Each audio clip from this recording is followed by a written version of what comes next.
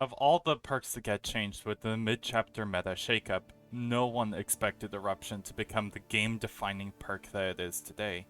Players have constantly been held hostage with the power of this perk, combined with Colubrine or Overcharge, and has made strong killers like Nurse and Blight even stronger. The power of Eruption is even worse in the solo queue environment, where players lack communication and struggle to tackle against Eruption's immense slowdown.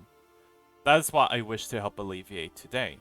I have created a build that helps not only detect Eruption early for you, the survivor, but also provides ways to disrupt its power. In this new series, I wish to create builds that provide answers to problematic playstyles, reveal interesting tactics that players were unaware of, and even utilize non-meta perks. In fact, in this series, I will always limit myself to one meta perk, not only to reveal that non-meta perks can be powerful in their own rights, but also to make everyone have a fun experience, seeing something new. The meta perks I am talking about will be defined within the community's view of certain perks, along with tier lists created by content creators, such as Hotstarva. However, what is the build that I will be showing off today in Dark Theory crafting? I have named this build the Eruption Disruptor build, and the goal of the build is very simple. It will not only reveal what generators were kicked, notifying you if the killer is running Eruption, but also provides the tools necessary to disrupt the killer's attempts to set up Eruption on a gen. This build is created by using 4 perks, all of which are weak alone. However, when combined together, it creates the ultimate disruption tool to Eruption plays. To start, we will go over the perks that many of you are expecting, the first being Repressed Alliance. This is a perk that belongs to Cheryl Mason, and ever since its release, it has been considered pretty good. However, it has never had a time to truly shine, until now. Repressed Alliance activates after working on a gen for 45 seconds, and after pressing the active ability button, it calls upon the entity to block the generator for 30 seconds. What this means is that not only are the survivors unable to repair the generator, but the killer is unable to kick it either. Eruption requires that the killer kicks the gen, so Repressed Alliance blocks the killer's chances. What makes Repressed greater than other gen kicking prevention tools like Blast Mine is time. Blast Mine may stun the killer, but they will still kick the gen afterwards. Repressed blocks the gen for 30 seconds, meaning if the killer wishes to greed it and wait it out, the other gens will fly in exchange. Along with this, Repressed Alliance combos greatly with the second perk in this build, that being Potential Energy. This perk belongs to the new survivor, Vittorio Toscano, and ever since it came out, everyone realized that, as its name says, it has potential. After working on a gen for 8 seconds, you can press the secondary ability button, creating a blue symbol around the gen, and 1.5% progress you would make to the gen is instead converted into a token for the perk, maxing out at 20. Whenever you press the secondary ability button again, you spend all of your tokens onto a gen, immediately granting a burst of gen progress. This is the playmaker when it comes to the build, and it is also the part of the build you must be the most cautious of using. If you were to lose a health state while carrying any amount of tokens, they are all lost, so you need to be cautious when it comes to using this perk. The best time to use it is when you are working with another survivor. When Potential Energy is active, you do not provide any progress to the generator, but the survivor teammate does. So using Potential Energy with another player is an excellent way to keep tempo up on gen progress. Another thing to note about Potential Energy in Repressed Alliance is that Potential does not impact Repressed Alliance, like it does Blast Mine. Blast Mine needs generator progress in order to come online, but Repressed only needs you to work on a gen for 45 seconds. It is this wording that makes Repressed combo incredibly well with Potential Energy. The third perk is a mixture of 2 different perk options, and they depend on your own playstyle. The first, which is the one I mostly use, is Overzealous. This perk belongs to Hattie Carr, and it is incredibly simple to understand. Whenever you break a totem, you gain 8% increased repair speed, and if that totem was hexed, it is instead doubled to 16%. The moment that you take a damage state, you lose the effect of Overzealous, and you need to break another totem if you want that repair speed back. Doing the math, if you were to break a dull totem, you are saving 7 seconds, which although small, can be the biggest playmaker for the match.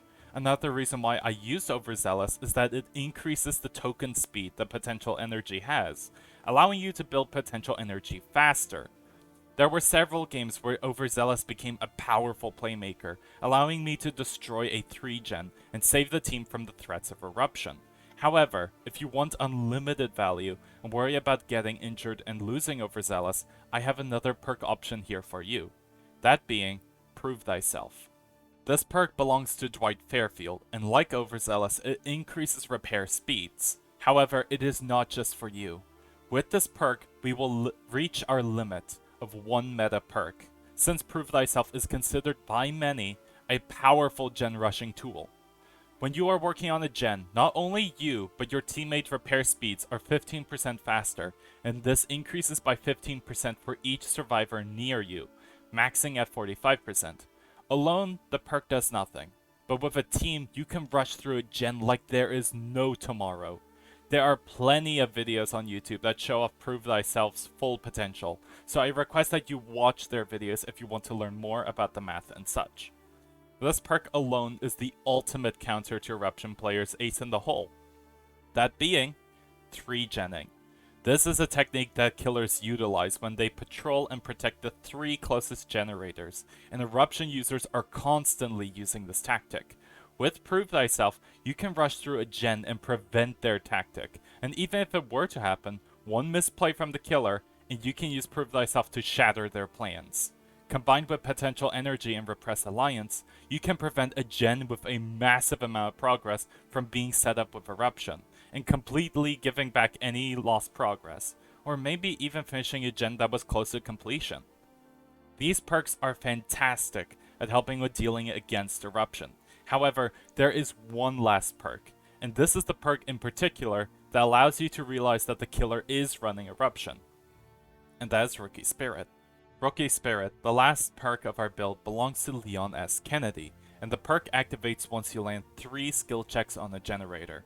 Once this requirement is met, the perk becomes active, and reveals all generators on the map that are regressing. At first, the perk sounds rather strange to include. However, it is this aura reading power that makes it truly fantastic.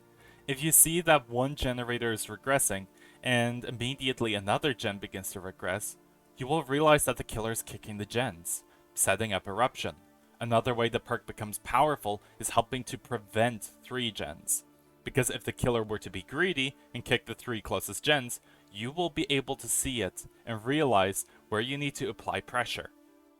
In the late game, this perk can help set up Potential Energy plays and realize which gens the killer is attempting to control. Overall, the build is truly a menace to deal with on the killer side. However, it still has its flaws. The first, which is the biggest struggle with the build, is that it is slow to build up. You need to know when to activate Potential Energy, hope that behavior on your side and give you skill checks to activate Rookie Spirit, and hope that the killer does not chase you down first. Another problem with the build is the type of killer you face, along with their playstyle. If the killer is able to constantly apply pressure to you and damage you constantly, Potential Energy and Overzealous become useless. And if the killer is relentless with their tunneling, they can get you out of the match, making you lose any potential value you could grant your team. One last problem is the solo queue environment. Considering the lack of information and the randomness of teammates' potential to help you, the build can only do so much to provide assistance. It is not only up to you, but your team to make the use of the tools you have available. And hopefully with the upcoming solo queue buffs, this will make the build even better. Outside of these negatives, however, we are left with a powerful build that can provide information of the Eruption setup before even the killer realizes you know.